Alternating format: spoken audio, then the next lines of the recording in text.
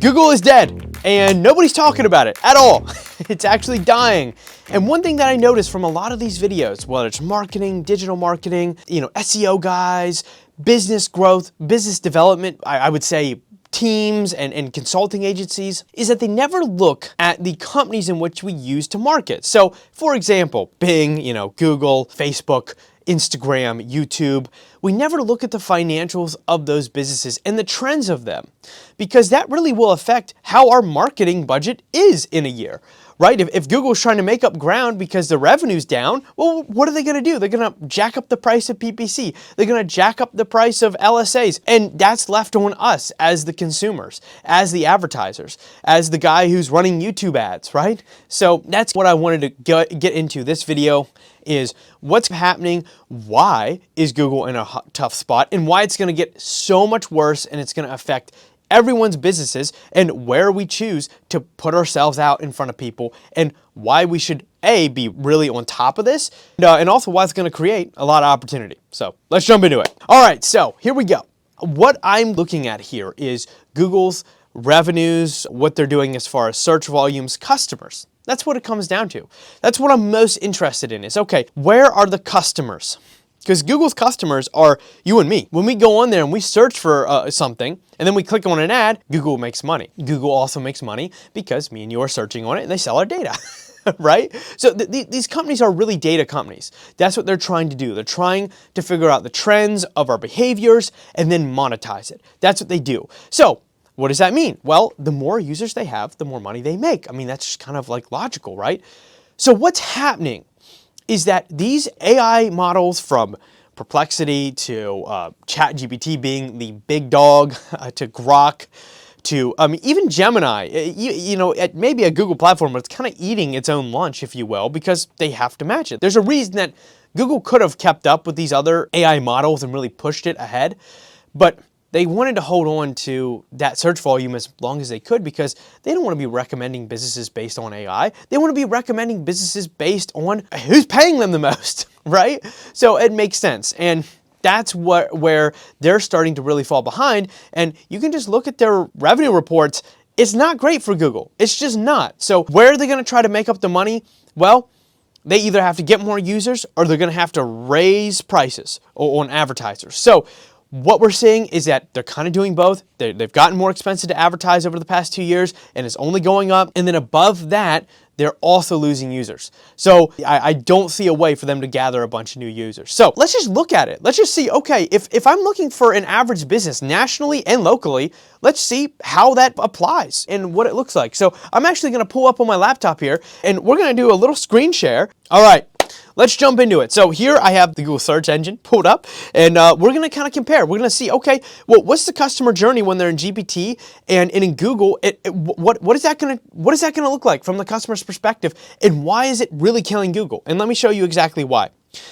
So if I look on here, I say electrical. No, let's do plumbing company, plumbing repair. This is an actual search, right? Springs, Florida. Here we go. So guess who's coming up? All right, we got One Tom Plumber, we got Spartan Plumbing, we got Lee County, and man, there's a lot of competition there. SEO is first coming up. Aztec, that's interesting. Roto-Rooter coming up. They're big. That makes a lot of sense. So yeah, and then the plumbing nerds. The plumbing nerds. I know the plumbing nerds. They're under. He's pretty cool.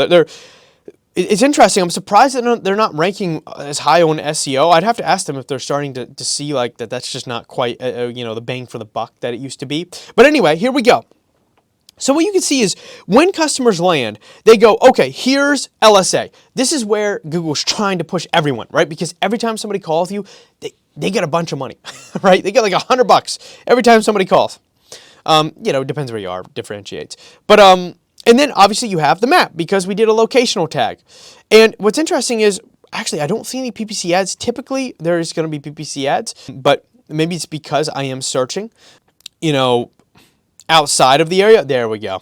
So if I set my location, then we have the PPC ads come up. So if I'm in that area, because obviously nobody's gonna be running plumbing repair in Bonita Springs when I'm up near DC, so not running Naples repair ads in Washington DC. So, but anyway, the main goal is here. All right, well now we're in Naples, right? And we can see that the ads are LSA, then they go PPC, and then they go the maps, and then they go to the generic SEO. So Google's making their money off all these, but guess what? It's completely different on AI models, because let's do the same thing. A plumbing repair, Naples, Florida. All right, let's see what happens. Do they have a bunch of ads, right? Does it segment people off of the SEO portion or the GEO? GEO is just SEO for AI. It's called, instead of search engine optimization, it's generative engine optimization. So yeah, you can see here, it's like it immediately pumps you right to them. So let's say you have people running, they're ranking top in the LSA portion, they're running PPC ads, but guess what? Bob's Plumbing is the first one that comes up.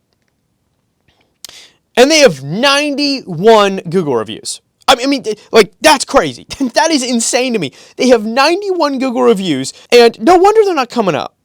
They're not coming up anywhere. Okay, oh wow. They come up on the SEO portion. Good for them.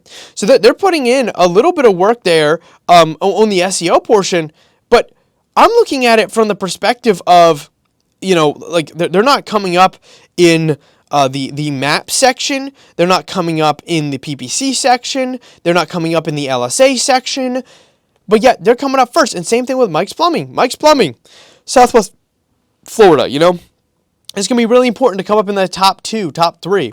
Top 2 or 3 is gonna be great. Okay, let's see. What was that? Mike's?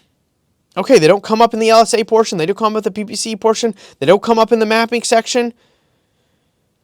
Goodness gracious, they don't even come up in the LSA portion at all. So that's great, and they don't even come up in the second round of PPC ads. What's really interesting, at least to me, is looking back, at this, and we used to be like, all right, when LSAs came out, it was, hey, let's get first on LSAs. I actually helped multiple businesses be at the front of that, and right when it first happened, and we really saw that was a really good paid feature, a great ROI.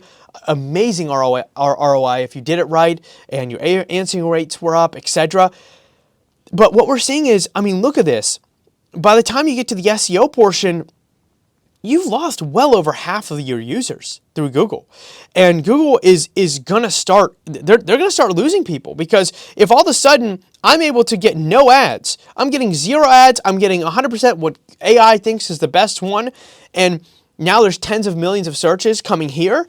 That's tens of millions of people that were coming to Google and were clicking on one of these ads, paying Google, or at least the business behind it was paying Google, and now they're not even doing that. They're completely skirting all the way around that. So this is hitting Google's bottom line like crazy. They're going to be in dire straits. It's going to really shake up the industry, because Google is going to have to raise prices on advertisers to make up that difference. They're a publicly traded company. They're owned by a bunch of investors. They have to come to those investors and say, hey, this is why we're going to make more money next quarter, or this is why we're behind, but this is how we're going to make it up. So just be prepared for that. I think the best bang for your buck currently, at least for the next 2 or 3 years, is going to be GEO. You can rank first really, really quickly. Right here in AI, you're going to be driving tons of traffic to your website. And trust me, in 5 years, we're going to look back and be like, man, if I had just gotten in on that, that would have been like getting on an SEO back in 2012. Right? That's exactly what we're going to say. So anyway, I just wanted to go over that really quickly, share my screen,